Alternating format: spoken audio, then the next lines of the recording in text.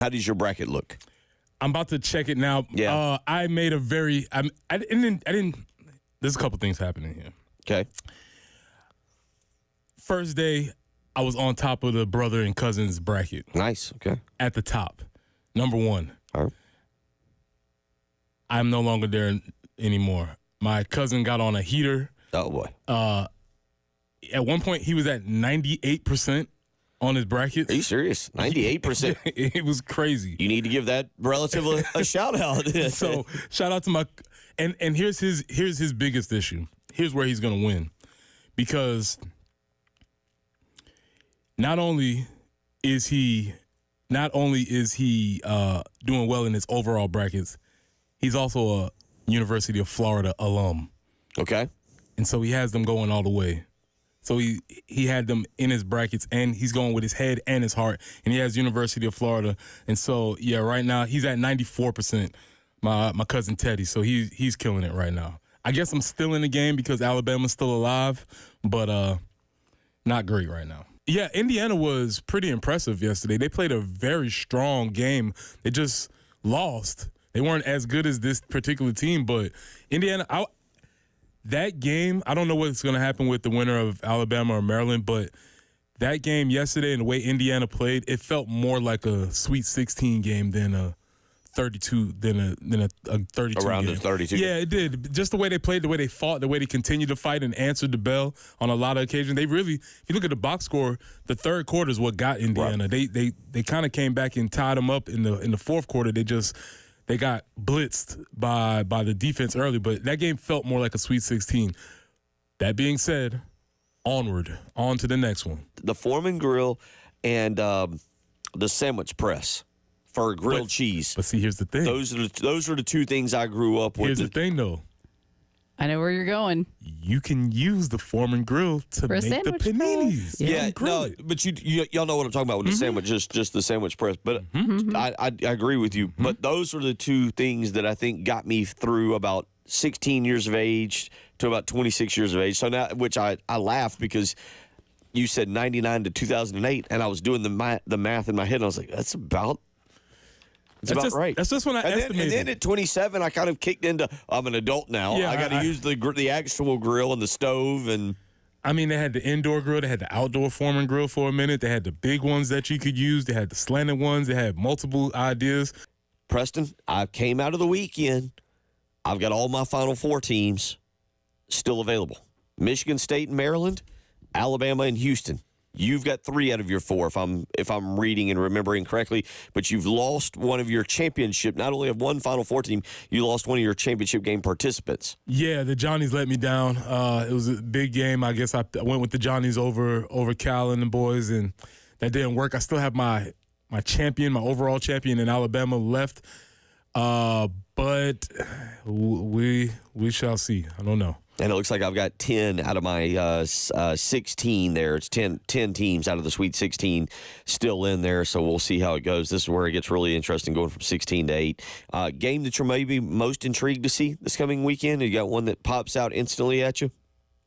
No, not particularly. I have to look over them to see, but as of right now, nothing really stands out to me. All right, Bill. Thorns, Buds, and Roses, big weekend. A lot of action going around, and I would say that something can be a thorn, but also make me smile. Okay. Dan Hurley is a thorn, and him losing made me smile so much. Not only him losing, but him losing and then crying on the way out. And then him losing and giving a big soliloquy about how his team lost on the way out. I've been on record saying we need more personalities in the coaching profession. Yes, Dan Hurley is a personality. I do not like him. He is very annoying, but he's a solid coach. Okay. Great coach, 2-time champion. We need more of these guys, and so I'm not opposed to him. I just, however, was very glad to see him and his squad lose. Also very glad to see him cry about it and them have video evidence of him crying about it. In fact, he's been crying for about 2 weeks now since they lost in the championship, in Big East championship, when he said that wasn't good sportsmanship or whatever the case was. Yeah. Dan Hurley, you're a thorn in my side, but I welcome you because you make me smile. Buds, We got two buds here, and it's been the theme of the show. Sweet or sweep? Got to nip this losing streak in the bud, brother. Got swept over the weekend. Biggest game of the year on deck tomorrow, North Carolina. Got to get this thing under control. We are going to figure out some things about this baseball team in this next stretch of games. But on the flip side, sweet, we've planted the seed for the Sweet 16. It's budding at the right moment. The women's basketball team is playing very well. So they've had 11 straight Sweet 16 appearances, but that's not good enough. Nobody's going to be happy with that, and rightfully so. We got to take this thing up to the next level and really, really move forward with that. So congratulations to them for doing what they're supposed to do. Finally, Bill, normally we give roses. No roses today. No roses? We have an assortment of goods we're giving today. We're giving shrimp. We're giving chicken tenders. We're giving meat patties. We're giving all types of various goods and meats for George Foreman that you could throw on your maybe defunct George Foreman grill. Go get it out of the attic, maybe in the basement, maybe it's in a box in the garage. It's kind of yellowed at this point. Maybe it's yellowed. Go pull it out one last time for Big George. Unfortunately, Big George Foreman passed away this past weekend. A legend in the ring, a legend outside of the ring, true American hero. The subject of what I think is the greatest sports documentary, When We Were Kings, which documents the rumble in the jungle, the fight between him and Muhammad Ali. It is a phenomenal documentary. He's not the subject. Obviously, it's about Ali, but he's he's the main character because he gets beat in what would become the rope-a-dope. He goes on and he gets really depressed after losing that. He comes back.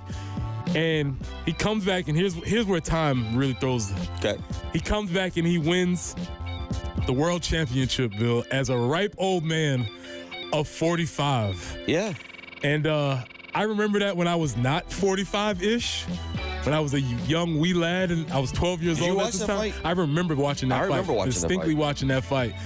I was 12 years old and I was like, wow, 45 is so old.